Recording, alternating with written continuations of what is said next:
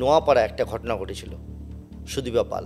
4টে body 4 জায়গায় পড়ে আছে, বডি তো পড়ে আছে, তার কাছে রয়েছে মিষ্টি প্লেটে 2 রকমের মিষ্টি, আর প্রত্যেকটা বডি তামার তার দিয়ে পেঁচানো, আর তার অপোজিট এন্ড দুটো প্লাগে গোজা।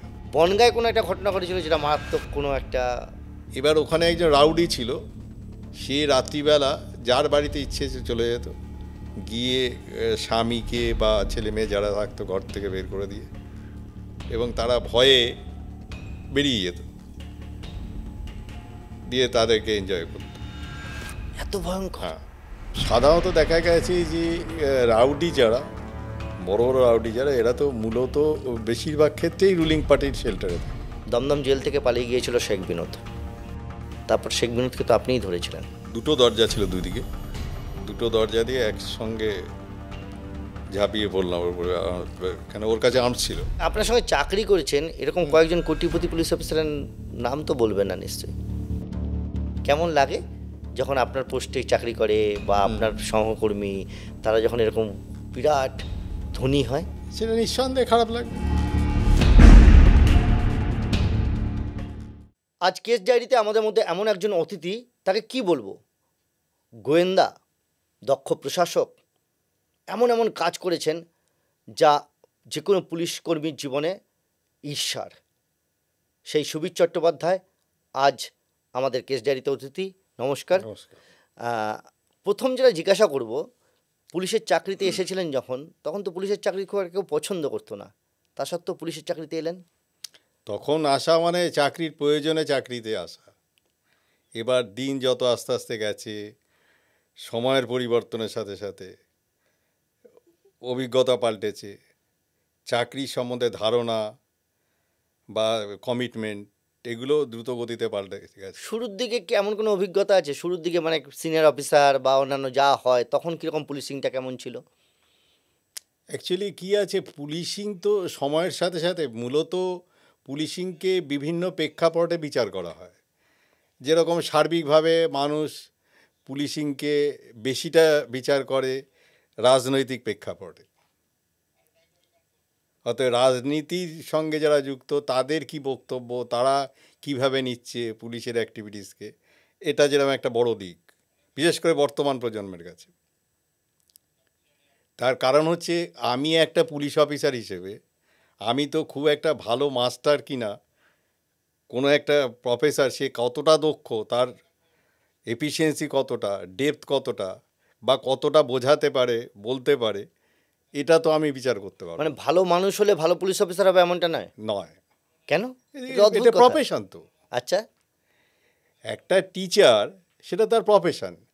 কেন আমরা মানে ভালো টিচার মানে আপনি বলতে চাইছেন যে একজন ভালো মানুষ ভালো শিক্ষক হতে পারেন না, কারণ শিক্ষকতা হচ্ছে এমন একটা প্রফেশন যেখানে তাকে শিক্ষকতাটা সঠিকভাবে দিতে হবে। সেরকম একজন পুরোহিত তিনি ভালো পুলিশ অফিসার হবেন এমনটা কোনো মনে করার কোনো কারণ নেই। যেরকম বলি, একটা শিক্ষক সে হয়তো তার প্রচুর ভালো ডেপথে নলেজ আছে পার্টিকুলার একটা সাবজেক্টে, কিন্তু সে বলে বোঝানোর যে ক্যাপাসিটি সেটা কিন্তু তার নেই অতটা। যার জন্য অনেক সময় আমরা দেখেছি ছাত্রজীবনে যে অনেক ভালো ভালো মাস্টার, বিশাল ডিগ্রি, বিশাল ভালো স্টুডেন্ট, ভালো খুব মেরিটোরিয়াস ট্যালেন্টেড, কিন্তু পড়ানোর সময় কিন্তু সেই কমিউনিকেশান স্কিলের এতটাই অভাব আছে যে সে কিন্তু টিচার হিসেবে কিন্তু সেই অনুযায়ী সাকসেসফুল নয়। তাহলে একজন ওসি হওয়ার জন্য বা ইন্সপেক্টর, এই লেভেলটাই তো আমরা ওসি, কলকাতা পুলিশের সমস্ত ওসি থানা, আপনাদের সময় একটা সময় ওসি সাব ইন্সপেক্টরও কিছু কিছু জায়গায় ছিল, যাই হোক সব মিলে এই ইন্সপেক্টর এই পোস্টটা একজন মানুষের কি কি দক্ষতা লাগে? দেখুন, ইন্সপেক্টর পোস্ট একটা জিনিস, আর থানার ইন্সপেক্টর ইনচার্জ সেটা আলাদা ইন্সপেক্টর জিনিস। ইনচার্জ, আমি সেটাই বলছি। ইন্সপেক্টর র্যাঙ্কের অফিসার বহু জায়গায় পোস্টিং আছে। না, আমি থানার কথাই বলছি। থানার ক্ষেত্রে যদি হয়, এফিসিয়েন্সি তো ডিপেন্ড করে যে অনেক টাইপের আছে। যেরকম অনেক ভালো অফিসার আছে, ইন্সপেক্টর ইনচার্জ আছে, যারা ভালো সুন্দরভাবে কাজটা করিয়ে নিতে পারে তার সাবঅর্ডিনেটকে দিয়ে। অনেক ভালো ইন্সপেক্টর ইনচার্জ আছে, সে নিজে খুব ভালো লিডার, সে এফিশিয়েন্ট লিডার, নিজে কাজটা বোঝে, কাজটা নিজে করে এবং বাকি সবাইকে সঙ্গে নিয়ে। ইনভেস্টিগেশন আর পলিটিক্যাল প্রেশার এই দুটো কি কখনো সমস্যা তৈরি করে? নিশ্চয়ই করে।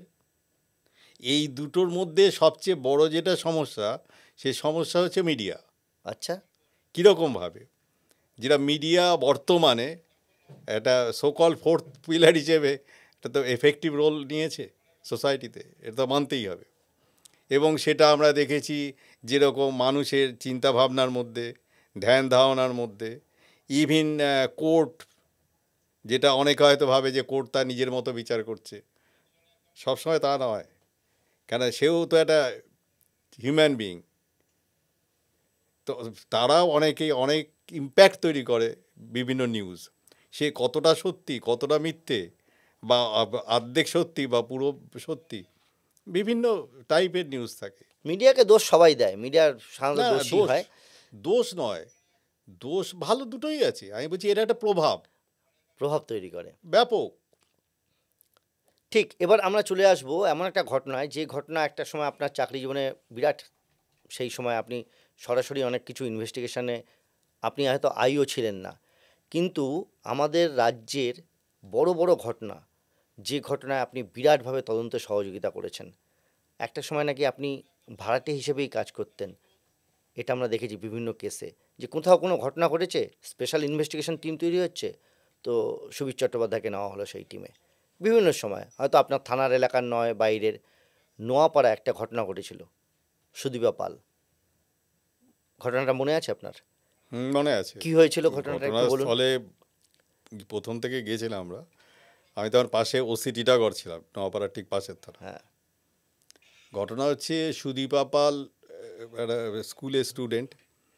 সে তার একটা গৃহশিক্ষক ছিল, সেতির দাগ ছিল। হ্যাঁ, তার সঙ্গে সম্পর্ক তৈরি হয়, যে সম্পর্ক অবৈধ, মানে সম্পর্ক বা ভালোবাসা যেটাই হোক, তার গভীরতা এত বেশি যে এ যদি যে ছাত্রী যে আর শিক্ষক প্রায় বাবা মেয়ের মতো বয়সী।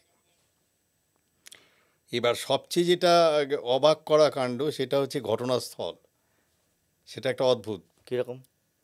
যেরকম মেয়েটা, একটা দোতলা বাড়ি, ছোট বাড়িতে বাবা মা ঠাকুরদা ঠাকুমা 4 জন থাকে, সঙ্গে এই একটাই মেয়ে।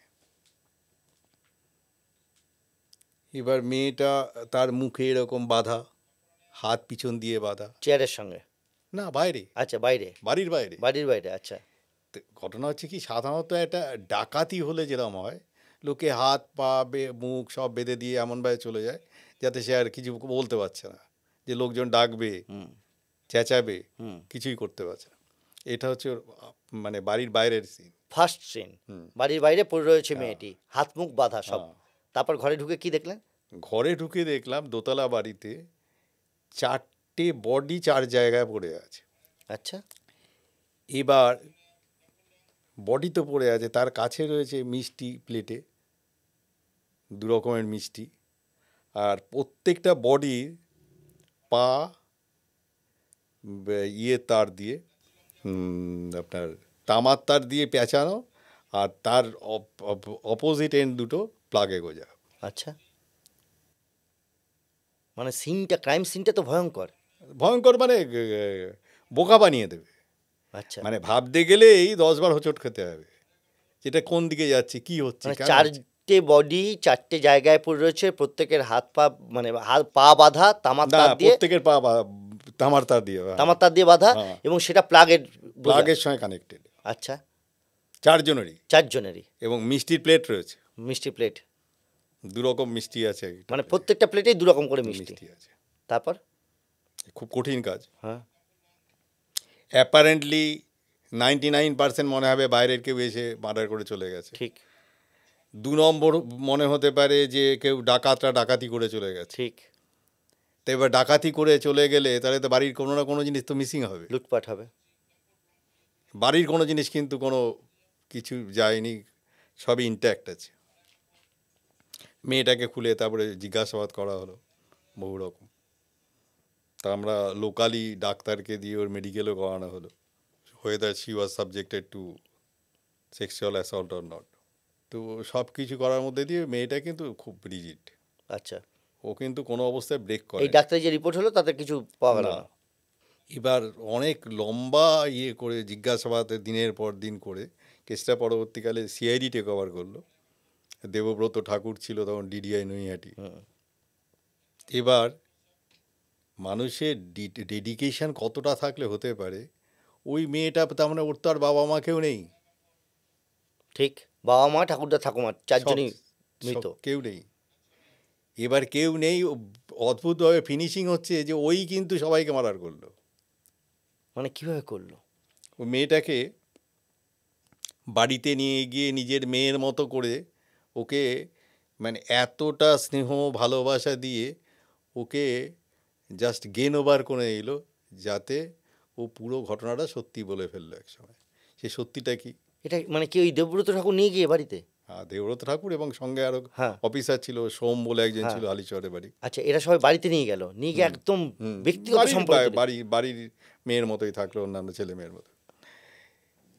তারপরে যেটা জানা গেল সেটা হচ্ছে ওই টিচার আর ও নিজে দুজনে মিলে এরা কলেজ স্ট্রিট থেকে পটাশিয়াম সায়ানাইড কিনে নিয়ে যায়। আচ্ছা, পটাশিয়াম সায়ানাইড কিনে নিয়ে গিয়ে মিষ্টিতে মিশিয়ে ওদের, কেন যে টিচার সে তো বাড়ির খুব কাছের হ্যাঁ, এবং পাশের পাড়াই থাকে আচ্ছা, এবং খুব বিশ্বস্ত। মার্ডারটা করলো পটাশিয়াম সায়ানাইডে। অ্যাপারেন্টলি দেখে মনে হবে যেন ইলেকট্রিক শকে মারা হয়েছে। যা হয় পোস্টমর্টমে তো এগুলো ক্লিয়ারলি বোঝা যায়, কজ অফ ডেথ বোঝা যায়। মানে পটাশিয়াম সাইনাইড খেলে পেটে কি মানে এই যে বিষ খাইয়ে মারা হলো তাতে কি বডিটা কালচে হয়ে যায়? এক্স্যাক্ট আমার মনে নেই এখনো আচ্ছা, যে কালচে হয়েছিল কি হয়নি। কারণ ইলেকট্রিকের শর্টে তো মানে কিছু শকে। হয় না। ওটাও যে সিমুলেট করা আর কি, আচ্ছা, মানে এটা সাজিয়ে রাখা আর কি, হ্যাঁ, যাতে টোটাল ইনভেস্টিগেশনকে ডাইভার্ট করা যায়। ঠিক, প্লাস ওই যে বাইরে ও পড়ে আছে, হ্যাঁ, মুখে বাঁধা, হ্যাঁ, হাত পিছন দিয়ে বাঁধা, ওই টোটাল ইয়েটাই হচ্ছে দুজনের তৈরি সিনকেট করা তৈরি নাটক। করেছে, হ্যাঁ, মানে অ্যাপারেন্টলি মনে হবে নাটক, কেন এর শুরুটা যেভাবে আর শেষটা যেভাবে কোনো কোনো রকমভাবেই মিল নেই। এবং আলটিমেটলি কেসটায় কিন্তু ও সব স্বীকার করলো, কোর্টে স্বীকার করলো এবং কেসে সাজা হলো এই কেসে।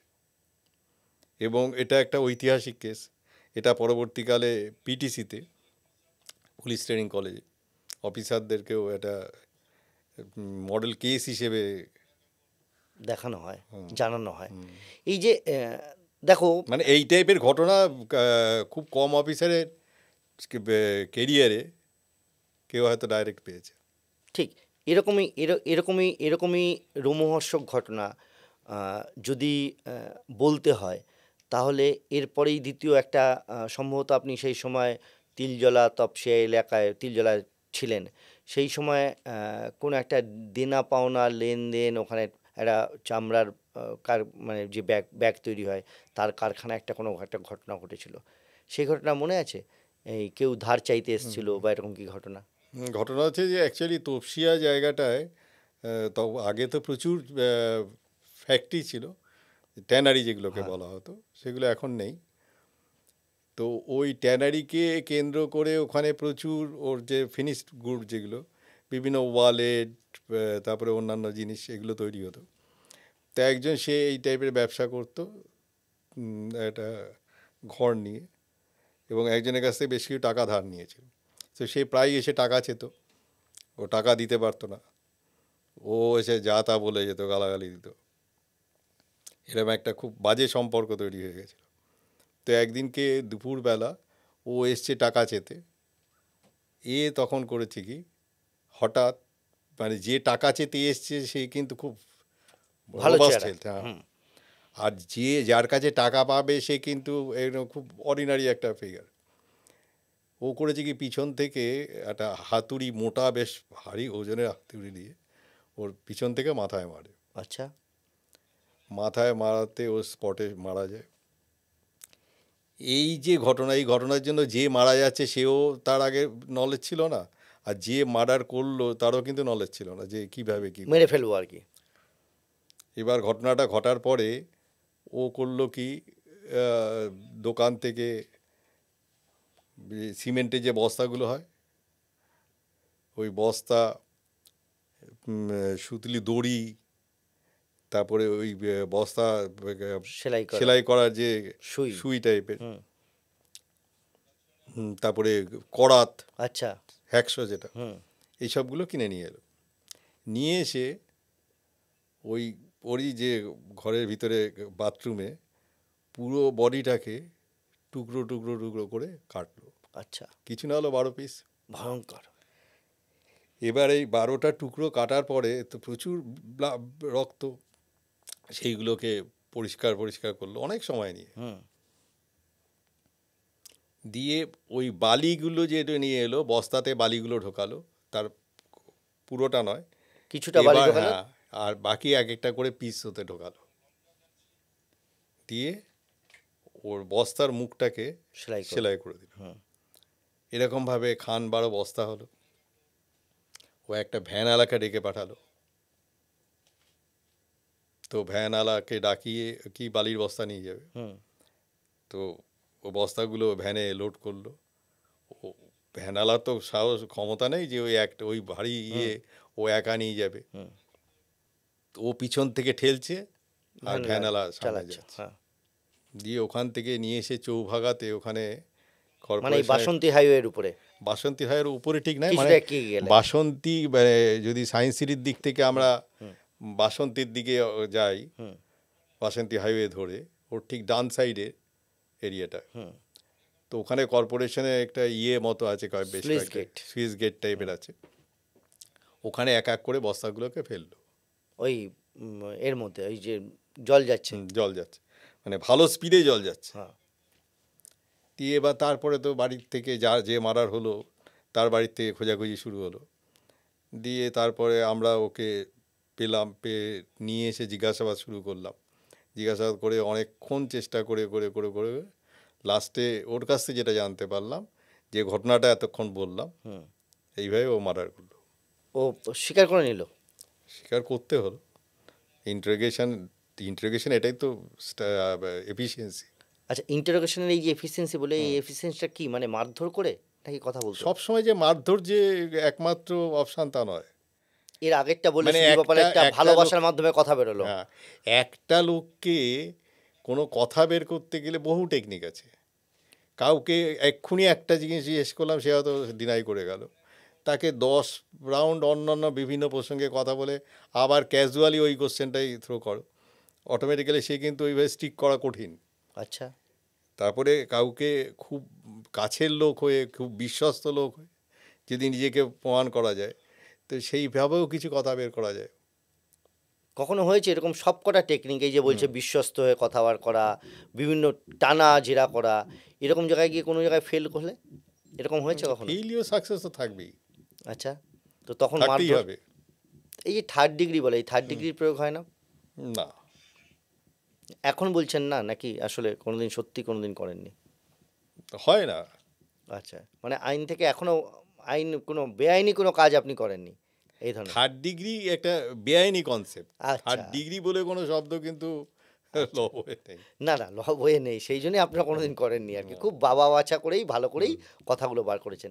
ঠিক, চলে আসছি পরে আর একটা ঘটনা শুনেছিলাম বনগাঁয় কোনো একটা ঘটনা ঘটেছিল, যেটা মারাত্মক কোনো একটা মহিলাদের সঙ্গে। ঘটনা তো প্রচুর থাকে, ঘটনা হ্যাঁ, ইভেন্ট আপনার জীবনে তো ঘটনা বহুল, প্রচুর প্রচুর ঘটনা, কিন্তু বনগাঁর ওই ঘটনা অন্যরকম। একবার শুনেছিলাম আপনি গল্প করছিলেন কোনো একদিন।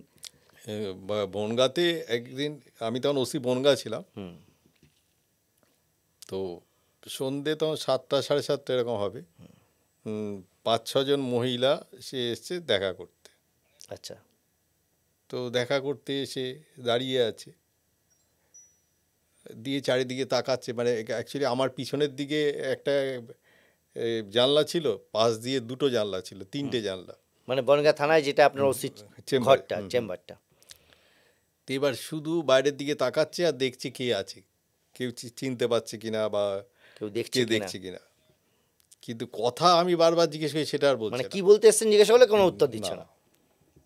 দিয়ে খুব আস্তে, অনেকক্ষণ বাদে খুব আস্তে আস্তে তারপরে যেটা মানে সারমর্ম যেটা দাঁড়ালো, যে এরা কিন্তু ওই রেপ কেসের ভিকটিম প্রত্যেকে, মানে এই 4-5 জন মহিলা। 4-5 জন। এটা কি করে সম্ভব? এবার ওখানে একজন রাউডি ছিল, নাম আর জায়গাটা আমি বাদ দিচ্ছি, সে তার কাজ ছিল অ্যাকচুয়ালি রাউডিজম যখন অনেক সময় রুল করে না, তখন হয় কি আসল ঘটনা কেউ সত্যিটা সত্যি হলো সে বুকের সাহস থাকে না সত্যি কথাটা গিয়ে পুলিশের কাছে বলা বা কারোর কাছে গিয়ে বলা। সে রাত্রিবেলা যার বাড়িতে ইচ্ছে চলে যেত, গিয়ে স্বামীকে বা ছেলে মেয়ে যারা থাকতো ঘর থেকে বের করে দিয়ে, এবং তারা ভয়ে বেরিয়ে যেত, দিয়ে তাদেরকে এনজয় করতো। এত ভয়ঙ্কর! হ্যাঁ, কত বছর আগের ঘটনা এটা? তা তো অনেক দিন, অনেক বছর, 20-22 বছর। 20-22 বছর। তার মানে পরবর্তীকালে আমরা শাহজাহান সম্পর্কে যে সমস্ত বিভিন্ন জায়গায় না না, ছড়িয়ে ছিটিয়ে শাহজাহান বাড়ি আমি যেটা বললাম এটা পুরো আকাশ পাতাল। এটা তো আনকমন Yes, বলেই মনে আছে। একদম। কমন হলে তো মনে থাকার কথা না, কমন ঘটনা। তারপর কি এত হলো? দীর্ঘ চাকরি তারপর কি হলো বলুন একটু। না, তারপরে আমরা যেটা ঠিক করলাম সেটা হচ্ছে ওদের মধ্যে থেকেই বলে দিলাম যে আজকে বা কালকে যার বাড়িতে যাবে তোমরা বাকিরা ওয়াচ করবে, দিয়ে আমাদেরকে খবর দেবে। তখন তার এই মোবাইল ফোন ছিল না, ঠিক। দিয়ে খবর দিল, তো আমরা গেলাম। এবার যার কথা বলছি, যে আসামি, সে ভালো বড় মাপের রাউডি, তারও প্রচুর চালাচামুন্ডা আছে। তা আমরা যখনই গেলাম ধরতে, অটোমেটিক্যালি ও তার আগে বুঝে গেল, দিয়ে আমাদের সঙ্গে এনকাউন্টার হলো, মারা গেল। আচ্ছা, মানে গুলি চালালেন? ওরাও বোম চার্জ করলো প্রথমেই। মানে টার্গেট ছিল মারবেন? না, মারবো টার্গেট ছিল না, মানে বোম চার্জ করবে, বরং এটাই ধারণার বাইরে ছিল। মানে এত, এই যে আপনি প্রথমে বলা শুরু করছেন যখন, তখনই এই যে 4-5 জন মহিলা এবং যে ঘটনা বললেন যে নিয়মিত ওখানে, আনকমন, এ তো হতে পারে না, খুব কঠিন। সেখান থেকে মানে যার জন্য এত বছর আগের ঘটনা হলেও আমার মনে আছে। আর সেই জন্যই কি এটা ছিল না মনের মধ্যে যে পেলে মেরে দেবো? না, এত সেইভাবে ভাবিনি, প্রিপারেশনে ছিল না, কিন্তু এই ধরনের ঘটনা খুব আনকমন। গুলিটা কে চালিয়েছিল? আমরাই চালিয়েছিলাম, আমিই চালিয়েছিলাম। একটা ফায়ার? একটা কি এক্স্যাক্ট মানে নেই, 2-3টে তো মিনিমাম করতে হয়েছে একটা ফায়ারে। কোথায় কোথায় লেগেছিল গুলি? অতটা মনে নেই। এই ধরনের ঘটনা প্রচুর হয়েছে, ভালো লেগেছিল মেরে? প্রচুর ঘটনা আছে এই ধরনের ঘটনা এরকম গুলি যেখানে। চালিয়েছেন আরও? হ্যাঁ, কোথায় কোথায়? বহু আছে, যেরকম কাকিনার, আমি তখন জগদ্দল থানায় ছিলাম। কাকিনা স্টেশনের ঠিক ওপারটাকে বলে রথতলা এলাকা। তখন বাবু কুণ্ডু বলে একজন রাউডি ছিল, তো ওই এরিয়াটা রুল করতো। ওর গ্যাংয়ে প্রায় 150-200 ছেলে ছিল, এবং যতগুলো বিশাল এরিয়া, যতগুলো এন্ট্রি পয়েন্ট, সব জায়গায় বোম নিয়ে ওর দলের ছেলেরা পিকেটিং করতো। আচ্ছা। মানে পুলিশ ঢুকলেই বোম চার্জ করবে। আচ্ছা। তো তখন যে এসডিপিও ব্যারাকপুর ছিল, সে ছিল তখনকার আইসি, যে ছিল সুনীল মণ্ডলের, আমরা সবাই মিলে 4টে দিক দিয়ে প্রায় 9খানা গাড়ি নিয়ে আমরা ঢুকলাম দিনের বেলা, দুপুর 2টো। প্রায় ঘন্টা 3 ধরে ওরা বোম চার্জ করলো, ফায়ারও করলো। হ্যাঁ, রাইফেল দিয়ে ফায়ার করলো। এতক্ষণ ধরে 4টে গ্রুপের সঙ্গে লড়ে যাওয়া মানে অনেক অনেক প্রচুর ম্যান পাওয়ার, এবং তার সঙ্গে প্রচুর বোম এবং অ্যামিনিশন লাগে। 3 ঘন্টা আলটিমেটলি 2জনকে আমরা এনকাউন্টারে মারলাম, পুলিশের লোকও ইনজিওর্ড হলো। কোনোদিন এরকম মৃত্যু ভয় পেয়েছেন বা মৃত্যুর মুখোমুখি হয়েছেন? এগুলো এই যেটা বললাম, এটা তো কে মারা যাবে, কখন কী করবে, তো আর যেরকম আমরা যখন কোনো জায়গায় ফায়ার করি, আমাদেরকে সবসময় অনেক বেশি অ্যালার্ট থাকতে হয় যে একটা নিরীহ লোক যাতে না মারা যায়। কিন্তু একটা ক্রিমিনাল যখন ফায়ার করে বা সেই যখন বোম চার্জ করছে, তার মাথায় তো এটা কাজ করার কোনো প্রশ্নই নেই। আপনাদেরকে জবাবদিহি করতে হয় এটার সঙ্গে। আইনই তাই আইনে বলছে। তাই বলছে। আর আপনি আইনের ক্রিমিনাল যদি মাধ্যমে, আইন মেনে চলবে, তাহলে তো ক্রিমিনাল হবে না। তো এই বাবুকুণ্ডুই মারা গেল শেষ পর্যন্ত? বাবুকুণ্ডু তখন মারা যায়নি, পরবর্তীকালে মারা গেছিল। সেই দিনকে যে ঘটনাটা বললাম, অতক্ষণ ধরে দিনের বেলা, দুপুরবেলা এনকাউন্টার, মানে অতগুলো প্রচুর অফিসার ফোর্স, 9টা গাড়ি, মানে বিরাট ব্যাপার, 4টে পয়েন্ট দিয়ে ঢোকা। পরবর্তীকালে মারা গেছিল এটা এনকাউন্টার। মানে যেখানে যখন গিয়েছেন এই ধরনের অপরাধীদের শায়েস্তা করার জন্য সর্বোচ্চ যা করতে হয় করেছেন? চেষ্টা করেছি। আরও একটা ঘটনা, দমদম জেল থেকে পালিয়ে গিয়েছিল শেখ বিনোদ। বই কাকিমা, শেখ বিনোদ কয়েকজন মিলে পালিয়ে যায়। তারপর শেখ বিনোদকে তো আপনিই ধরেছিলেন। ওটাও একটা বেশ অদ্ভুত ঘটনা ছিল। এরা যখন দমদম জেল থেকে পালায়, শেখ বিনোদের নামে তখন প্রায় 55টা মতো কেস ছিল। আচ্ছা, ওর অপারেশনাল এরিয়া ছিল মূলত ক্যালকাটা এবং সাউথ চব্বিশ পরগনা। তো ওরা যখন পালিয়ে যায়, তার আগে ও সিম কার্ড, ওর বউকে দিয়ে একটা সিম কার্ড নিয়ে নিয়েছিল, মানে বউয়ের কাছে রেখে প্ল্যান ছিলই আর কি পালানো। প্ল্যান করেই করেছিল। হুম, তখন 3টে টিম তৈরি হয়। একটা হচ্ছে নর্থ চব্বিশ পরগনা, যেহেতু দমদম জেল থেকে পালিয়েছিল, হুম, সিআইডি থেকে, সাউথ চব্বিশ পরগনা থেকে। আমি তখন ছিলাম আইসি তিলজলা।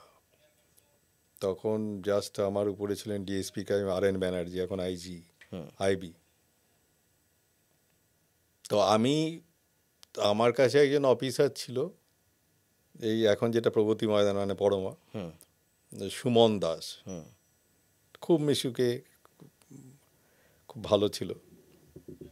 তো ও এক সময়, আমরা ওটাকে ট্র্যাক করতে গিয়ে দেখলাম ওর লোকেশন হচ্ছে ডানকুনি। এই নাম্বারটা পেলেন কি করে? পেলাম কি করে ওইভাবে এক্স্যাক্ট তো আর বলবেন সবসময় না। বলা যাবে না। হ্যাঁ, সোর্স মাধ্যমে।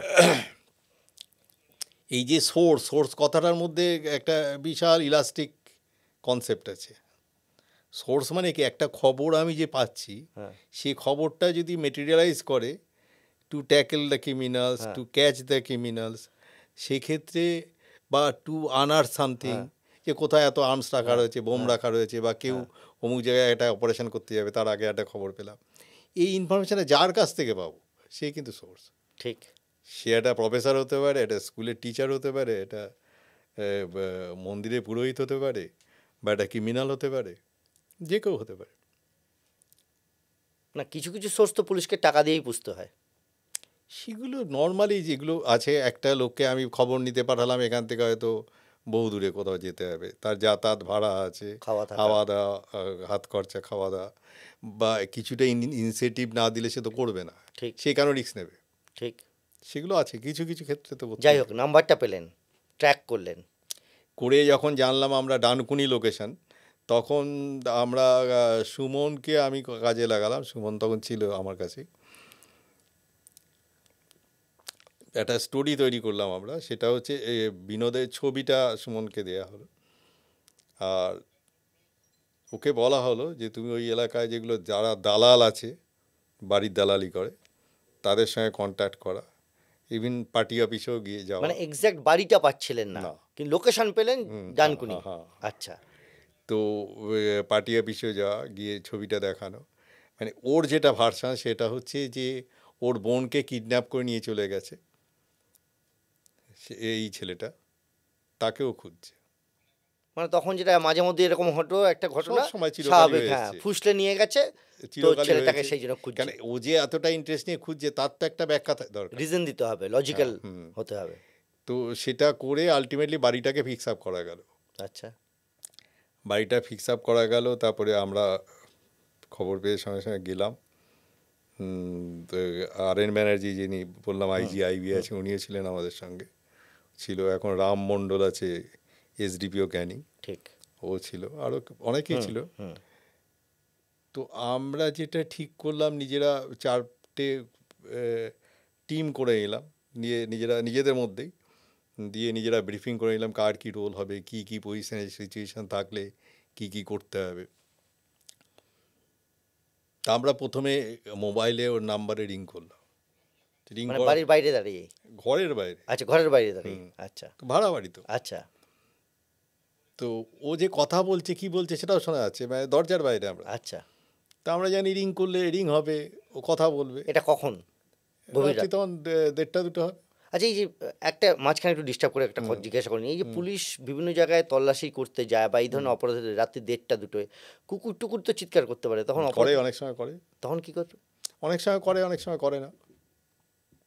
এটা করার মানে কি, যাতে আনসিন থাকা যায়, মানে লোকে দেখে ফেললে তো হল্লা হবে, হ্যাঁ, খবর পৌঁছে যাবে, যাকে ধরতে হচ্ছে তার কাছে আগে খবর পৌঁছবে। যাই হোক, দরজার বাইরে থেকে রিং করলেন। হ্যাঁ, রিং করলাম, দেখলাম রিং হলো না। এরকম 2-3 বার করার পরে বুঝলাম যে ওটা সাইলেন্ট মোডে রেখে দিয়েছে, আচ্ছা। ওর সেটা নিজেরা কথা বলছে। হুম। তা আমরা তখন যে দুটো দরজা ছিল দুদিকে, দুটো দরজা দিয়ে একসঙ্গে ঝাঁপিয়ে পড়লাম ওর উপরে, কেন ওর কাছে আর্মস ছিল। আচ্ছা, ভেঙে ঢুকলেন। হুম, এই যে ভাঙছেন যখন, কতক্ষণ টাইম লাগলো? একদম 1 সেকেন্ডে। কেন আমরা তো জানি যে এই ভাঙতে যদি সময় বেশি লাগে ও প্রিপেয়ার্ড হয়ে যাবে। হ্যাঁ, একসঙ্গে দুটো মানে ও প্রিপেয়ার্ড হয়ে যাওয়া মানে জেনুইন এনকাউন্টারে কে কোথায় কখন কী হয়, কেন তো ক্লোজ প্রক্সিমিটিতে তো, ঠিক যেটা বিরাট বড় ঘর তা তো নয়। না, ফলে ভেঙে ঢুকলেন, হুম ঢুকে ওকে ধরে ফেললেন, হুম ফায়ার আর্মস পেলেন। হুম শেখ বিনোদী ধরাটা হুম কতটা মানে গুরুত্বপূর্ণ, কতটা কঠিন ছিল? কঠিন তো ছিলই। আপনি বললেন তার 50 কারণ হচ্ছে 3টে জায়গায় সেপারেট আলাদা সিট তৈরি করা হয়েছিল। এতটাই মারাত্মক। হ্যাঁ, তো অ্যাকচুয়ালি আমি কোনো সিটের মধ্যেই ছিলাম না এই টিমের মধ্যে, তবু আমরা সবাই মিলে গিয়ে এই যে আলাদাভাবে গিয়ে ধরলাম।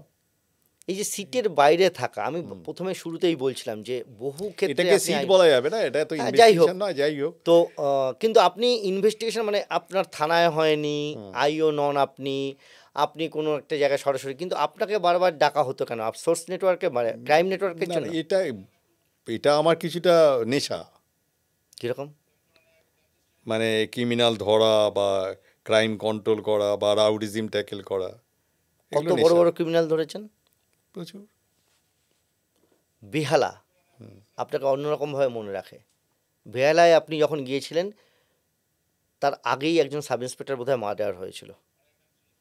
কি হয়েছিল ঘটনা? ঘটনা হয়েছিল, একজন সাব ইন্সপেক্টর বলতে তখনকার সে ছিল সেই থানার মেজবাবু, সে ডামানা রোডে মার্ডার হয়ে যায়, তারপর পরই পোস্টিং হয় আমার। কিভাবে মার্ডার হয় মানে এমনি? লিঞ্চিং, মানে পাবলিক পিটিয়ে মেরে দেয়। পাবলিক না ক্রিমিনাল? পাবলিক, তার সঙ্গে ক্রিমিনালও ছিল। মেন রোডের উপরে, ডামানা রোড তো তখন আরও বিজি ছিল, হুম আরও গাড্ডা ফাড্ডা এতটা চওড়া ছিল না। হুম। তো সেরকম একটা প্রেক্ষাপটে আমার পোস্টিং হলো। মানে আমিও, এতটা ভয়ঙ্কর ছিল তখন বেহালা? হ্যাঁ, আমি তখন নিজে গিয়েও দেখেছি যে অনেক সময় দিনের বেলা বোম পড়ছে, ছিনতাই হয়ে যাচ্ছে দিনের বেলা। পুলিশের মধ্যে আর রাউডি প্রায় কিছু না হলেও বেশ কিছু গ্রুপ ছিল, প্রায় 15-16টা গ্রুপ ছিল বিভিন্ন জায়গায়, মানে এবং কি কি সব নাম? অ্যাগ্রেসিভ। আচ্ছা,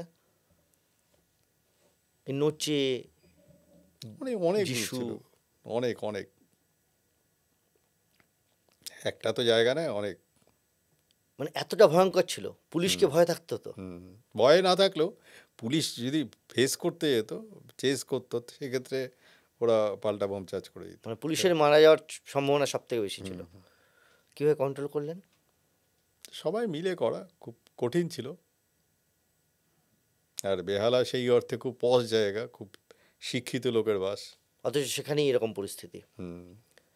আপনার উদ্যোগে একসময় বেহালার বড় বড় ক্রিমিনাল নাকি পরবর্তীকালে সবজির দোকান দিয়েছিল, মুরগির দোকান দিয়েছিল স্থানীয় এটা ব্যবসায়ীদের সহযোগিতায় সাহেব মহল্লা এলাকায়।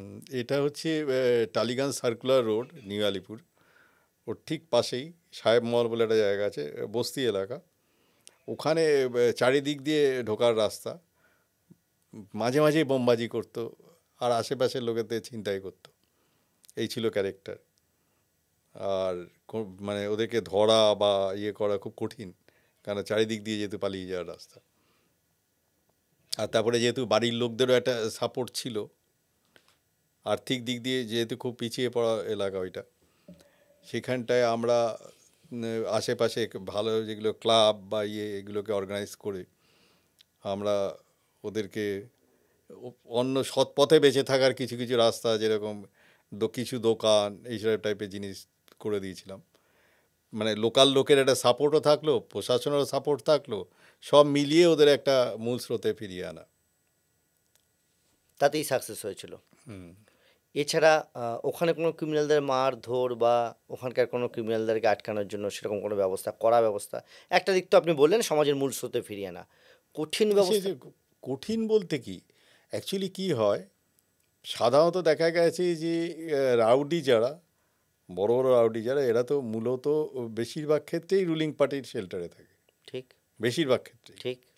এবার পুলিশ হিসেবে যদি আমরা যদি জনসংযোগ বাড়াতে পারি, এগেনস্ট দ্য ক্রিমিনাল, মানুষকে সংগঠিত করতে পারি, তাহলে কিন্তু এই যে সাপোর্টটাকে আস্তে আস্তে কিন্তু ডাইলিউট করে দেওয়া যায়। মানে আমি ঠিক বোঝাতে পারলাম না ঠিক বোধহয়। ঠিক বুঝি। ব্যাপারটা এইরকম, আমি যদি নেতা হই, হুম। আমি যদি কোনো রাউডিকে সাপোর্ট করি, খুব সেই শেল্টার রাউডি দিই, তো বড় হবে। বড় হবে। এবার ঠিক উল্টোটা, প্রশাসন যারা ওর বিরুদ্ধে ব্যবস্থা নিচ্ছে, তাদের বিরুদ্ধে যদি আমি নেতা হিসেবে সেই অফিসারের এগেনস্টে যাই, সেখানে পাবলিক কিন্তু নেতার বিরুদ্ধে হোস্টাইল হয়ে যাবে। এটা বোঝাতে পেরেছিলেন এটা কমন থিওরি, খুব খুব কঠিন নয়। সেই সময় নাকি? পাবলিককে যদি ক্রিমিনালের বিরুদ্ধে অর্গানাইজ করা যায়, এই পাবলিকই তো ভোটার, তারাই তো ভোট ব্যাংক। তারপরে পুলিশকেও একটু খানিকটা হলেও রাজনীতি বুঝতে হবে তো। 100% বুঝতে হবে। আপনার সঙ্গে নাকি সেই সময় বামপন্থী বড় বড় লিডারের সঙ্গে খুব ভালো সম্পর্ক ছিল? খুব বাজে সম্পর্ক ছিল, একবার খুবই দুবার, বাজে। একবার দুবার বলবেন কি হয়েছে? সেরকম সম্পর্ক মানে বাজে ছিল জানি, কিন্তু কোনো ঘটনা নেই যে বিরাট কিছু মানে হয়েছে। আপনাকে সহ্য করতে পারতো না, না। কারণ আপনি নেতা। কারণ আমি যে জিনিসটা বললাম, সেটা এটা তো এইটা নেতাদের করতে বিরুদ্ধে গেলে যে কোনো নেতা সে তো এটা ভালোভাবে নেবে না। ও যদি দেখে সেই, কেন ফিল্ডটা তো এক, ঠিক ফিল্ড এক বলতে সেই মানুষ, তারাই ভোটার, তারাই ভোট ব্যাংক, তারাই তাদেরকে অ্যাকচুয়ালি আমরা কি করি, আমাদের পুলিশের চাকরিটা হচ্ছে we are to deal with the garbage of the society. সমাজে যে জঞ্জাল, সেই শুধু জঞ্জালটুকু নিয়ে আমরা ডিল করি। কি জঞ্জাল? যেগুলো যারা আনওয়ান্টেড, অর্থাৎ ক্রিমিনাল, রাউডি, এদেরকে নিয়ে। কিন্তু সমাজে তো বেসিক পার্সেন্টেজ তো এর থেকে অনেক গুণ বেশি হচ্ছে ভালো মানুষের পার্সেন্টেজ। তাহলে তাদের একটা যদি ভালো সংখ্যক মানুষকে অর্গানাইজ করা যায় against the criminal, that is a big success. আর সেই সাকসেসের জন্য নেতাদের রসে পড়েছেন। তো হবেই, অস্বাভাবিক। লড়াই সব জায়গায়, সব জায়গায়, লড়তে হয়েছে, সব জায়গায়, লড়তে হয়েছে। ট্রান্সফার করেনি কোনো নেতারা? সব জায়গায় হয়েছে। ট্রান্সফার করিয়েছে আপনাকে? এরকম তো দু এক হয় জায়গায় হয়েছে। হয়েছে। কি কি ঘটনার পরিপ্রেক্ষিতে হয়েছে? সেটা তো আর এক্সাক্ট মনে নেই, হয়েছে। যখনই এরকম ঘটনা, মানে আপনি পুরনো খারাপ জিনিস মনে রাখতে চান না, ভালো জিনিস মনে রাখতে চান। ঠিক ভালো আছে। জিনিস না, অ্যাকচুয়ালি যে জিনিসটা বাস্তব, আমি আমার অভিজ্ঞতা দিয়ে দেখে, যেরকম আমি আমার চাকরি জীবনে, দীর্ঘ চাকরি জীবনে সবচেয়ে বড় প্রাপ্তি হচ্ছে, যেরকম আমি বনগাঁয় ছিলাম বহু বছর আগে, ওসি বনগাঁ ছিলাম।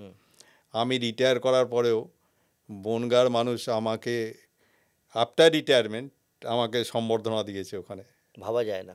ওখানে বাটার মোড় বলে একটা জায়গা আছে, যেরকম বেহালাতেও ঠিক একই অবস্থা। আফটার রিটায়ারমেন্ট ওখানকার ব্যবসায়ী সমিতি, ওখানে রিপোর্টার্স গিল্ড, এরা সবাই মিলে আমাকে সম্বর্ধনা দিয়েছে। এটা চাকরি জীবনে অনেক অনেক বেশি পাওনা। ঠিক, এটা বিরাট প্রাপ্তি। ঠিক। এই যে এত রকম চরিত্রে অভিনয় করেছেন, অভিনয় তো করতে হয় আমাদের সমাজে এসে। ছদ্মবেশ কতবার ধারণ করেছেন অনেকবার, ধরতে গিয়ে? অনেকবার। কাছাকাছি একটা যেটা মনে আছে, এখানে কাছেই কসবায়, হ্যাঁ, কি হয়েছিল? তখনকার যে হোম সেক্রেটারি, তারই এক তখনকার রিলেটিভ। বলতে এটা কোন সালের কথা বলছেন? কোন ইয়ারে ছিলেন কসবা? আমি তখন আইসি তিলজলা ছিলাম। আচ্ছা, 2001-2 সাল। তাতেও আর.এন. ব্যানার্জি নিয়েছিলেন আচ্ছা, তখন ডিএসপি ক্রাইম। হ্যাঁ। হোম সেক্রেটারির খুব কাছের রিলেটিভ একজন। আচ্ছা, বাকিটা ডিটেলসে না যাই ভালো। না তবু তো একটু। তাকে কিডন্যাপ করে নিয়ে গেল ফর র্যানসাম, হ্যাঁ, তার বাচ্চা একটা মেয়েকে। আচ্ছা। মানে কলকাতায় তখন এই রকম ক্রাইম হচ্ছে?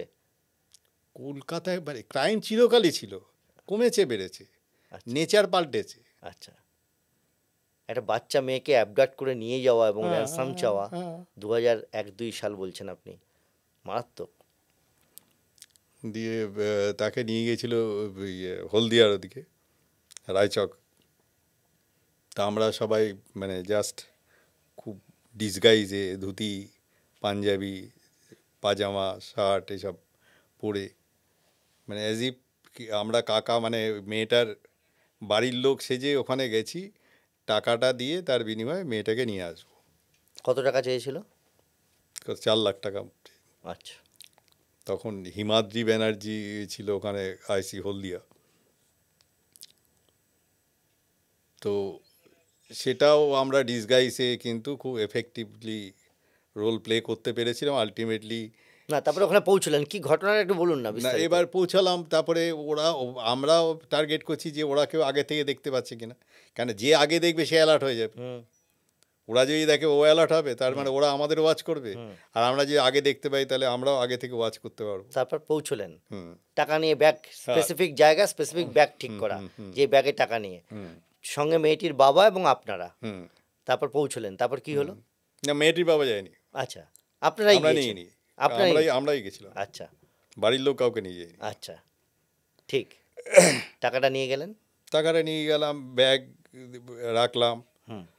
তারপরে দেখলাম আস্তে আস্তে এলো, মানে এলো মানে কি ব্যাগটা রেখে দিয়ে আমরা দূরে সরে গেলাম। আচ্ছা, আমরা ওয়াচ করলাম কিভাবে কে কে কি আছে। বলা হয়েছিল? এই যে ব্যাগ রাখতে বলা হচ্ছে বা কি, সেগুলো কি ফোনে বলা হচ্ছে?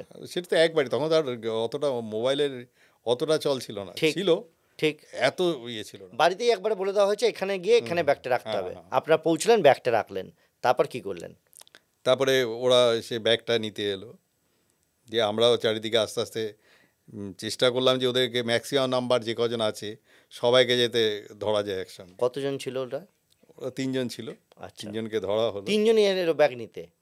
এক এক করে এলো, আচ্ছা, মানে ওরাও তো ওয়াচ করছে, ঠিক। যে একজনকে পাঠিয়ে দেখছে, আরেকজন দেখছে যে কেউ আছে কিনা, কেউ এগোচ্ছে কিনা আশেপাশে থেকে।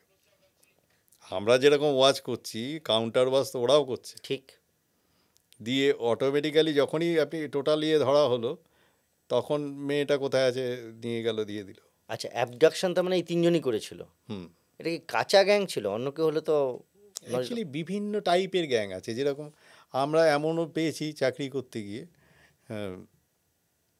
বাচ্চা মেয়েকে কিডন্যাপ করে নিয়েছে র্যানসামের জন্য, কিন্তু আলটিমেটলি দেখা গেছে কি যেদিনকে কিডন্যাপ করেছে সেদিনকে মেরে দিয়েছে।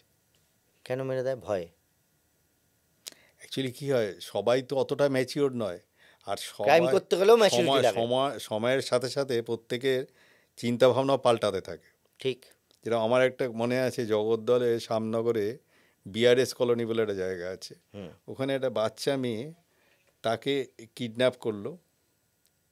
তো তার বাবা ও ভাটপাড়াতে ওই কাকিনার ফায়ার স্টেশন আছে, ওখানে চাকরি করতো। এবার কিছুতেই কিছু ডিটেকশন হচ্ছে না, কে নিয়ে গেল। দিনের বেলা, তখন বিকেল 4-5 বাজে, তখন মেয়েটাকে দেখা গেছিল পাড়ার মধ্যে ঘুরছে, তারপরে আর দেখছি নেই। এবার আমরা, ওর কাকার ছেলে পাশের বাড়িতেই থাকে, মানে ওর দাদা আর কি, তো তাকেও আমরা জিজ্ঞাসাবাদ করছি। জিজ্ঞাসাবাদের ইন্টেন্সিটি যত বাড়াচ্ছি, তত দেখছি ওর মানে মেয়েটার বাবা, সে আমাদেরকে রেস্ট্রেন করছে। আচ্ছা, একে এত কেন জিজ্ঞাসাবাদ করছে। এইসব করতে করতে আমরা বহু রাউন্ড ইন্টারোগেশন করে করে, জিজ্ঞাসাবাদ করে করে, লাস্টে যেটা পেলাম সেটা হচ্ছে ওর সঙ্গে আরও 2 জন ছিল, 3 জনে মিলে মেয়েটাকে নিয়ে গিয়ে কল্যাণী এক্সপ্রেসওয়েতে মার্ডার করে ফেলে দেয় ওই দিনকেই। তো বাবা বাধা দিচ্ছিল কেন? বাবার তো ভাইয়ের ছেলে। আচ্ছা, বাবা ও তো জানে না। আচ্ছা, ও তো জানে না, আমরাও তো ভাবতে পারিনি। আচ্ছা, মানে ঘটনাটা এতটাই অদ্ভুত, মানে এই 3 জনে মার্ডারটা করলো, সঙ্গে আরও 2 জন ছিল, মার্ডারটা করলো, এদের প্ল্যান কি না ওই টাকাটা ভাগ করে নিয়ে এটা যে যার মতো ব্যবসা করবে। অল্প বয়স, 3 জনেরই বয়স কম। আচ্ছা, কেসে সাজাও হয়েছিল। আচ্ছা। তো কেসটা তদন্ত করেছিল তখন চন্দ্রশেখর দাস বলে একজন সাব ইন্সপেক্টর ছিল। এরকম মানে ছিল সুমনজিৎ রায়, তখন এসডিপিও ছিল, উনিও ছিলেন। ঠিক। এই তাহলে মার্ডারটা করলো কেন? মানে ওরা কি মানে ম্যাচুরিটি না থাকার কারণে ভয় পেয়ে গেল যে চিনে ফেলবে? এক সময় কি হয়েছে, এক সময় টাকার লোভটা বেশি কাজ করে গেছিল। তখন ভেবেছিল ছেলেই টাকা দিয়ে দেবে, পরে তো এটা ভাবেনি যে ছেড়ে দিলে যে গিয়েও তো নাম বলে দেবে। আচ্ছা, দেখতে পেয়ে গিয়েছিল নিজের আপন কাকা, জানবে দাদা, আপন দাদা, তো বাড়িতে বলে দেবে তো। হ্যাঁ, তো পরে এই নেগেটিভ জিনিসটা বেশি প্লে করে গেছিল। ঠিক ঠিক। এবং সে দিনের দিনই মেরে দেয়। তারপরে নিজে নিয়ে গিয়ে ডেড বডি রিকভার দেখায় কোথায় আছে, কি বৃত্তান্ত দেখালো, এবং কেসে সাজাও হলো। কোনোদিন এরকম কোনো ক্রাইমের ঘটনা ঘটেছে যেটা আনসলভড আপনার জীবনে? মানে আমি এই যে ঘটনাটা বললাম এটা ধরুন 2006 হবে। এরকম কোনো ঘটনা ঘটেছে আনসলভড আপনার জীবনে, তদন্ত করতে গেছেন অথচ পারেননি? আছে অনেক আছে। সেখানে সব জিনিস সলভ হয় নাকি? সেখানে নিজের খারাপ লাগেনি? খারাপ তো লাগবেই।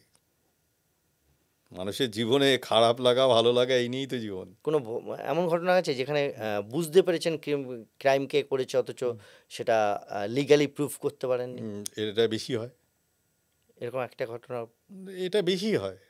তবু মনে করেন? যেরকম আইন যেটা বলছে সেটা হচ্ছে এভিডেন্স। হুম, এই এভিডেন্স শব্দটা খুব কঠিন, ঠিক। বলা সহজ। সেটা কিন্তু সব কেসে কিন্তু এভিডেন্স কালেক্ট করা যায় না, এভিডেন্স থাকে না। সেক্ষেত্রে পুলিশকে কি করতে হবে? মানে দুজন লোক, ধরুন আমি আর আপনি হুম, একটা ঘরের মাঠে, আশেপাশে মাঝরাত, কেউ নেই, আমি আপনাকে মেরে দিয়ে চলে গেলাম। ঠিক, খুব সাধারণত এভিডেন্স পাওয়া খুব কঠিন। ঠিক। তখন তো সিসি ক্যামেরা ছিল না। সিসি ক্যামেরা তো ছিলই না, বলছি এভিডেন্স কালেক্ট করা খুব কঠিন। যেরকম এই ছেলেটার ক্ষেত্রে ওকে আমরা বারবার ইন্টারোগেট করছি, ও যা যা বলছে সেটা অডিও রেকর্ডিং করছিল। আচ্ছা, যদি বদলে যায় কথা। এবার বারবার করে করে ও যেগুলো ডিভিয়েট করছিল সেইগুলো ওকে দিয়েই শোনাচ্ছিলাম। কেন সবচেয়ে ব্যারিকেড হয়ে গেল তোর বাবা, ভিকটিমের বাবা, মেয়েটার বাবা। হুম, ওকে যতটা প্রেশার দিয়ে জিজ্ঞাসাবাদ করার উচিত সেটা করা যাচ্ছে না। ততক্ষণে তো অলরেডি মার্ডার হয়েও গিয়েছে। সেটা তো পরে জানলাম। পরে জানলেন? ভয়ঙ্কর। মার্ডার হলেও তো সেই কেসতে তদন্ত তো একই। ঠিক। তার মানে এই যে এভিডেন্স এভিডেন্স পাওয়া, এভিডেন্স তৈরি করা, এভিডেন্স প্রপারলি কোর্টে প্রোডাকশন করা দুটোর মধ্যে অনেক তফাৎ। খুব পার্থক্য, খুব, এবং অনেক কঠিন কাজ, এটা বলতেই হয়। তাহলে তাই এখন যেটা দাঁড়িয়েছে, ওয়েস্ট বেঙ্গলের কথা বলছি, কলকাতা বা বেঙ্গল পুলিশ বোথ, এখন ইনফ্রাস্ট্রাকচার কিন্তু অনেক অনেক অ্যাডভান্সড, টেকনোলজি অনেক অ্যাডভান্সড। এবং আপনি দেখেছেন বোধহয়, এই কিছুদিন আগেও দেখলাম জয়নগরে একটা কেসে 2 মাস না 3 মাসে ট্রায়াল কমপ্লিট করে কনভিকশন হয়ে গেল। অ্যারেস্ট, ইনভেস্টিগেশন, এগুলো তো একটা part. Arrest, investigation, trial, conviction. ঠিক। তারপর আরেকটা দেখলাম আপনার জলপাইগুড়ির একটা কেসে জলপাইগুড়ি, হ্যাঁ, মাস 3 ছিল, বোধহয়। হ্যাঁ। তো এখন মালদা, নদিয়া, হ্যাঁ, বেশ কয়েকটা কেস পরপর হয়েছে। মানে ইনভেস্টিগেশন এইডসগুলো অনেক অনেক অনেক বেশি পরিকাঠামো অনেক উন্নত। এখন ইদানিংকালে একটা কথা খুব প্রচলিত হয়েছে, সেক্সটর্শন, অর্থাৎ সেক্সুয়ালি কাউকে অ্যাটাক করে, তাকে ভিক্টিমাইজ করে তার কাছ থেকে টাকা তোলা। বহু বছর আগে বাগুইয়াটির এক ব্যবসায়ী হঠাৎ করে নিখোঁজ হয় এবং ওটা পরবর্তীকালে খুব আনকমন কেস ছিল, ন্যাচারালি ওটা খুব ডিটেলসে বলা ঠিক হবে না। সেক্সটর্শন এটা তো খুব র্যাম্প্যান্ট, এখন তো র্যাম্প্যান্ট, আগেও ছিল, এখন আরও বেশি র্যাম্প্যান্ট হয়ে গেছে সোশ্যাল মিডিয়ার ইয়েতে। ঠিক, ছবি তুলে রেখে দিল, দিয়ে ওইটাই হ্যাঁ, দিয়ে এটা তো ভাঙিয়ে বহু খেতে। বছর আগেকার ঘটনা। তখন যেটা হয়েছিল, একটা বিখ্যাত কোম্পানি, বিখ্যাত কোম্পানি, কর্পোরেট হাউসের একজন খুব সিনিয়র লোক, সে ছিল ওই ঘটনার ভিকটিম। ভিকটিম। আর দোষটাও ছিল তার। সেইটাকে মানে যে যারা আসামি যারা, তারা সেটাকে এক্সপ্লয়েট করছিল দিনের পর দিন। ঠিক। একটা সময় আরও ফার্দার টাকা চায়, ও দিতে চায়নি, তখন আলটিমেটলি তাকে ট্র্যাপ করে নিয়ে এসে ঘোলার এখানে মারা ঘোলার গেল। ওখানে, হ্যাঁ। হিউম্যান ইন্টেলিজেন্স, ক্রাইম নেটওয়ার্ক আর টেকনোলজিক্যাল সাপোর্ট, কোনটা সব থেকে বেশি প্রয়োজন ক্রাইম ডিটেকশনে? সবকটাই। কোনটা বেশি কম নেই? এই টেকনোলজি আসার পরে তো হিউম্যান ইন্টেলিজেন্স নেটওয়ার্ক অনেকটা কমে গিয়েছে, বহু কেস ডিটেক্টেড হচ্ছে না। আপনি কি মনে করেন না টেকনোলজির সাপোর্ট অত্যন্ত বেশি নিচ্ছে পুলিশ, তার জন্য এই অবস্থা? না, তাতে কি হয়েছে, টেকনোলজিক্যাল যে সাপোর্ট বা ইনভেস্টিগেশনের ক্ষেত্রে যে ডিটেকশান বা এভিডেন্স কালেকশানে যে সাপোর্ট, সেটা কিন্তু অনেক বেড়েছে বলেই আপনাকে যেটা বললাম যে এইসব কেসগুলো এখন 2 মাস 3 মাসে কনভিকশনে পর্যন্ত হয়ে যাচ্ছে, যেটা কিন্তু আগে খুব রেয়ার হতো। আর এখন সেই অর্থে পরিকাঠামোও কিন্তু অনেক অনেক বেড়েছে। ঠিক। অনেক গুণ বেড়েছে। যেরকম অনেক জায়গায় আছে, এখানেই আছে, এক একটা ওসির কাছে 8-10টা অ্যাপ্লিকেশান আছে মোবাইলে, যে অনেক জিনিস ইনস্ট্যান্ট সে ওই নিজের মোবাইল থেকে পেয়ে যাচ্ছে। কীরকম? একটা দুটো? বাকিটা বলা যাবে, ও কারণ আমার এখতিয়ারে বাইরে। না, নিশ্চয়ই যে তথ্য প্রকাশ্যে আনার না সেটা প্রকাশ্যে না আনাই ভালো। মানে এই এরিয়াতেই। হ্যাঁ, আরেকটা ঘটনা, বারাসাতে আপনি পোস্টেড হলেন, বারাসাতের এসডিপিও, তার আগে বিকাশ বন্ধু মল্লিক, একজন হোমিওপ্যাথ চিকিৎসক, তিনি মার্ডার হয়েছিলেন। এই যে একজন অফিসারকে সরিয়ে দিয়ে আপনি গেলেন, কতটা চাপ? এই চাপ তো সবসময় থাকবেই, যে কোনো জায়গায় চ্যালেঞ্জিং পোস্টিং মানেই চাপ থাকবে। তখন বারাসাত খুব অগ্নিগর্ভ অবস্থা। ধরতে পেরেছিলেন সবাইকে? ধরা পড়েছিল। পরে যেটা জানা গেছিল সেটাও একটা অদ্ভুত। আমি যেটা বললাম না আপনাকে, যে মিডিয়া, পলিটিক্স, এই সব জিনিসগুলোর এর একটা বিরাট ইম্প্যাক্ট আছে কিন্তু, মানে সমাজের উপরে, ইনভেস্টিগেশনের উপরে, পুলিশের উপরে, সার্বিকভাবে। কি অদ্ভুত জিনিস জানতে পেরেছিলেন এই কেসটা? এটা আদৌ মার্ডার নয়। মানে কি হয়েছিল? স্ট্রোকে মারা গেছিল, হার্ট অ্যাটাক হয়েছে, তাহলে কিছু হয়নি পরে। এই যে 302 কেস, হ্যাঁ, তখনকার আইন অনুসারে একটা কেস যখন শুরু হয়, সেই সেকশনটা তো এমন নয় যে say that will be the last section. ঠিক ঠিক। অর্থাৎ আপনি শুরু যে কোনো সেকশনেই করুন। না, এটা তো আগে ছিল না। রিজয়নুরের ঘটনার সময় প্রথম প্রকাশ্যে আসে যে কমপ্লেন হবে সেই সেকশনেই কেস শুরু হবে, তারপর যা হয়। ঠিক আছে, আগেও তাই ছিল, কিন্তু আমরা প্র্যাকটিস ছিল না। এটাও তাই তো। তখন এই পার্টিকুলারলি এইসব ব্যাপার নিয়ে তখন বারাসাতে একটা বেশ ডামাডোল চলছে। তো অটোমেটিক্যালি যা কমপ্লেন সেই অনুযায়ী সেকশন হয়েছে, সেই অনুযায়ী কেস হয়েছে, ঠিক সেই অনুযায়ী হয়েছেই হয়েছে। সেই অনুযায়ী সোশ্যাল মিডিয়া, প্রিন্ট, ইলেকট্রনিক ব্যাপক মিডিয়া ট্রায়াল করে ফেলেছে, যেরকম করে, যেরকম আপনারা করেন না ওই প্যানেল ডিসকাশনে। হ্যাঁ, each and every one is an expert. আচ্ছা, সেখানে তো আপনাদের পুলিশের লোকরাও থাকে, সেখানে তো তারা এক্সপার্টের বক্তব্য রাখে। সে রাখে, কিন্তু আমি বলছি যে থাকে মানে কি, কেউ তো সেদে থাকে না, আপনারা ডাকেন তাই থাকে। কিন্তু মিডিয়াটা প্যানেল ডিসকাশনে কি হয়, আপনি একটা লোককে যাদেরকে ডাকছেন তারা দেখা যাবে যে সব সাবজেক্টে মাস্টার ডিগ্রি করে এসছে।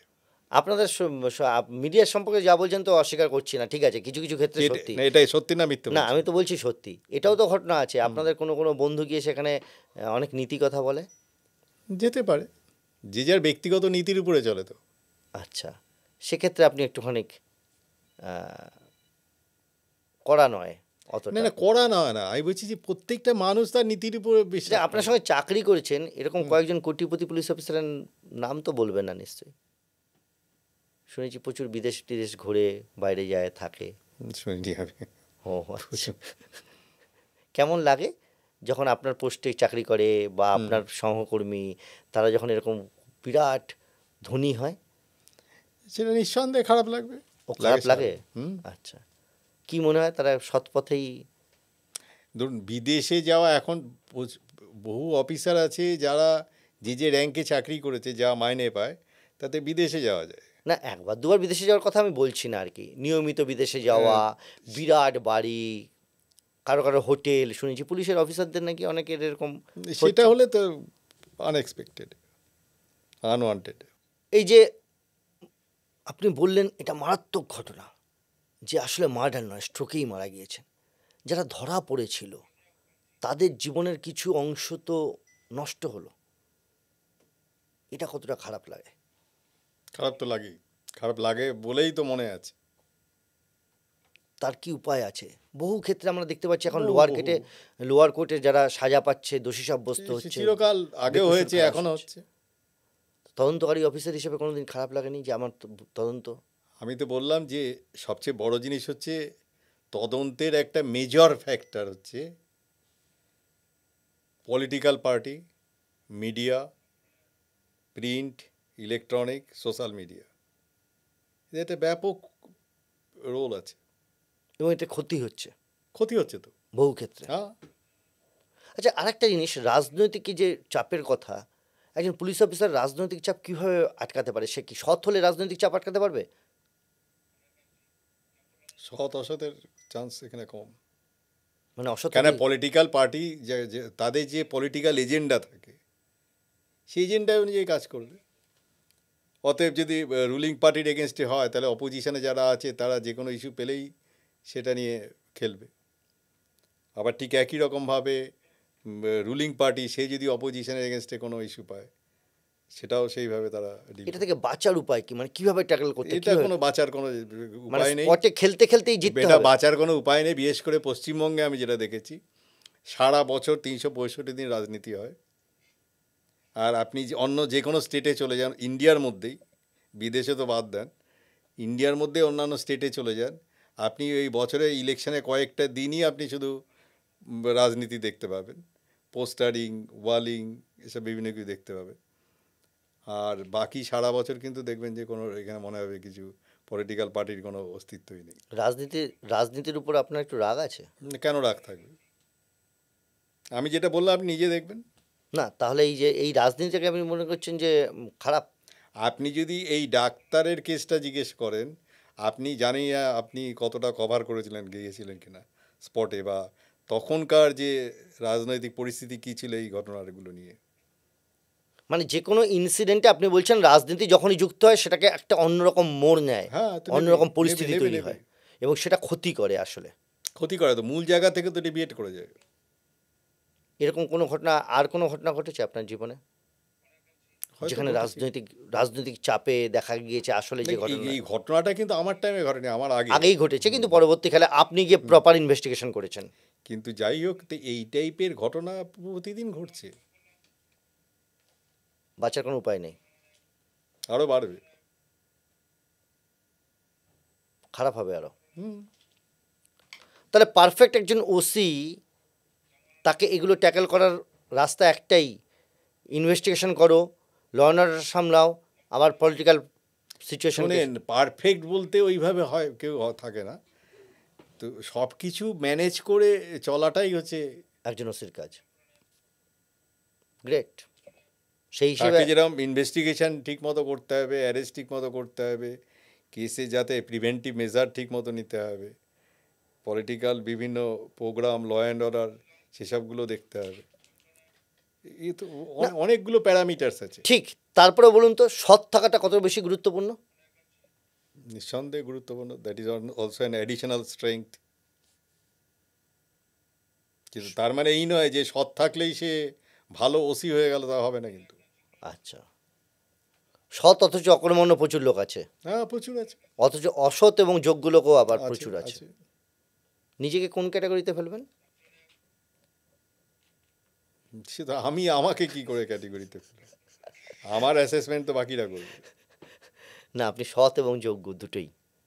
নিজের অ্যাসেসমেন্ট তো নিজে করা যায় না, না। ঠিক। আচ্ছা, এই শেষে আর একবার জিজ্ঞাসা করছি আপনাকে যে ভাড়াটে হিসেবে অনেক বেশি কাজ করেছেন ইনভেস্টিগেশনে, করেছি, কিছু কিছু তো করেছি। পুলিশ মেডেল পেয়েছেন? কি কি পেয়েছি। পেয়েছেন? আইপিএম পেয়েছি, পিপিএম পেয়েছি, দুটোই ন্যাশনাল অ্যাওয়ার্ড। দুটোই ন্যাশনাল অ্যাওয়ার্ড। স্টেট অ্যাওয়ার্ড সেটাও প্রথমবারই পেয়েছি। এটা কি রেয়ার? ওসিআইসি লেভেলে চাকরি করেছে কন্টিনিউয়াস, সেই দিক দিয়ে সব কটা অ্যাওয়ার্ড পাওয়া খুব রেয়ার। তাহলে গর্বের জায়গা এটাই। এখন তো আর গর্বের না, এটাই প্রাপ্তি আর কি। আচ্ছা, এই যে রিটায়ারমেন্টের পরে আপনি যে কোনো পুলিশ অফিসার, আপনাদের মতো যারা অফিসার, প্রচুর ক্রিমিনাল ধরেছেন, গুলি করেছেন, মেরেছেন, রিটায়ারমেন্টের পরে কি সাবধানে থাকতে হয়? থাকা উচিত, থাকে। ভয়ে না সাবধানে? সাবধানে। কেন? সাবধান শব্দটা তো ভয় থেকেই আসে। কেন? বলছি, সাবধান শব্দটার উৎপত্তি কিন্তু ভয় ভয় থেকে। থেকেই। ঠিক। কেউ রিটালিয়েট করতে ছিল, বা কারোর হয়তো রাগ আছে, তো সিকিউরিটি অ্যারেঞ্জমেন্ট কী থাকে? কিছুই থাকে না আমাদের। পুরনো এমন অনেক গল্প যা শোনা যায় না, বা এখন যারা কাজ করছেন বা সাধারণ মানুষ অনেকেই জানেন না। সেই ঘটনাগুলো কতটা মারাত্মক ছিল এবং তার থেকে শিক্ষা নিয়ে এখন পুলিশ অফিসাররা যারা কাজ করছেন তারা বুঝতে পারবেন, আর সাধারণ মানুষ যাদের জানা ছিল না তারা বুঝতে পারবেন। ফলে এটা অত্যন্ত একটা গুরুত্বপূর্ণ জায়গা এবং সুবীরবাবু আজ যা বললেন সেখান থেকে শেখার অনেক কিছুই রয়েছে। আপাতত আজ কেস ডায়েরি এই পর্যন্তই।